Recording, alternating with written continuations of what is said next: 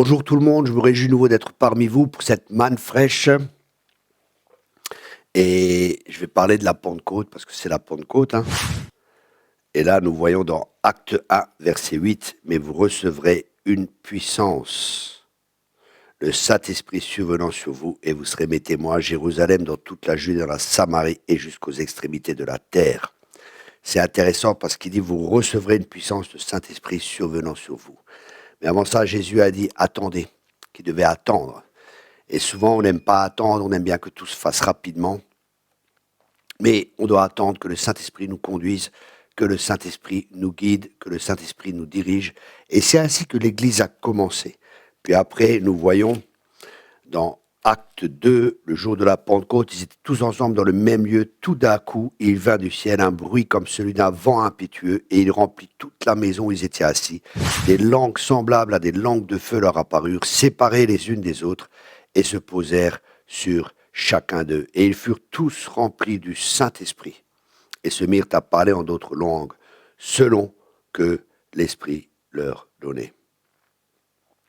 Ouais, l'Église a commencé par le Saint-Esprit et il est important que l'Église continue par l'Esprit. Ça a commencé par l'Esprit, mais le plan de Dieu, c'était pas juste qu'il y ait une expérience. Le plan de Dieu, c'est que l'Église continue à être guidée, à être conduite par le Saint-Esprit. C'est tellement important.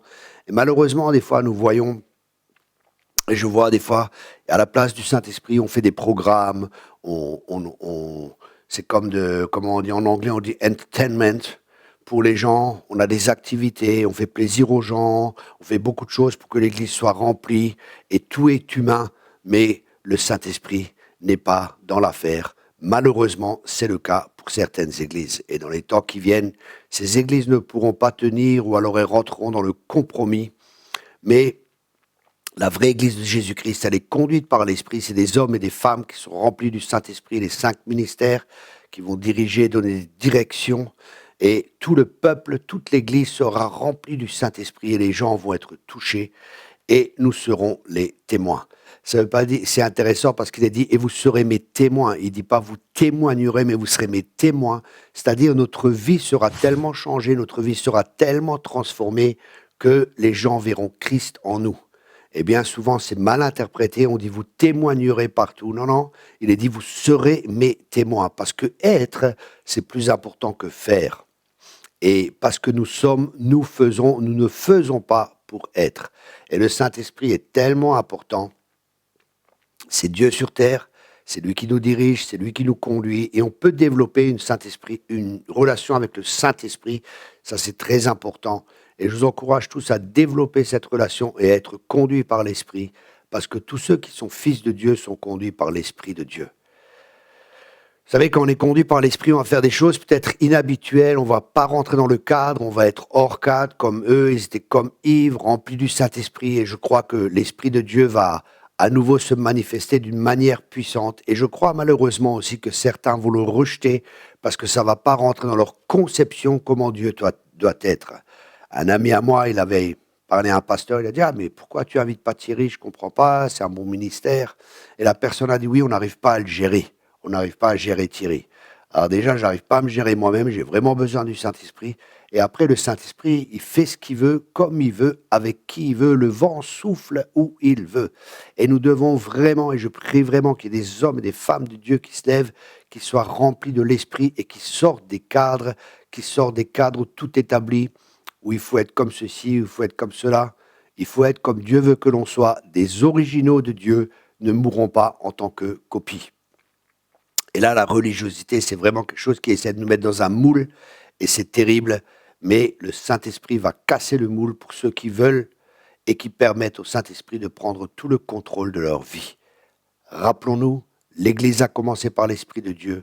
Dieu désire que ce soit l'Esprit de Dieu qui continue à diriger, à conduire, à donner de l'intuition, à donner des idées pour toucher ce monde qui est perdu, pour faire des disciples.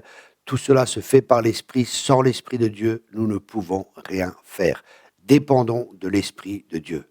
Un homme de Dieu avait dit, si le Saint-Esprit se retire, il y a beaucoup d'églises qui ne le remarqueraient même pas. Et c'est vrai, j'étais dans une église, il y avait environ 400 personnes dans l'église, et si on était, la porte était ouverte. Et je regarde par la porte et je vois comme une tornade devant la porte. Je dis, Seigneur, qu'est-ce que c'est? Et le Saint-Esprit me dit, ils veulent pas de moi ici. 400 personnes dans l'église, tout paraissait bien, tout paraissait merveilleux, des belles chaises, des beaux écrans où quand vous prêchez, on voit et ainsi de suite. Mais l'Esprit de Dieu n'était pas là.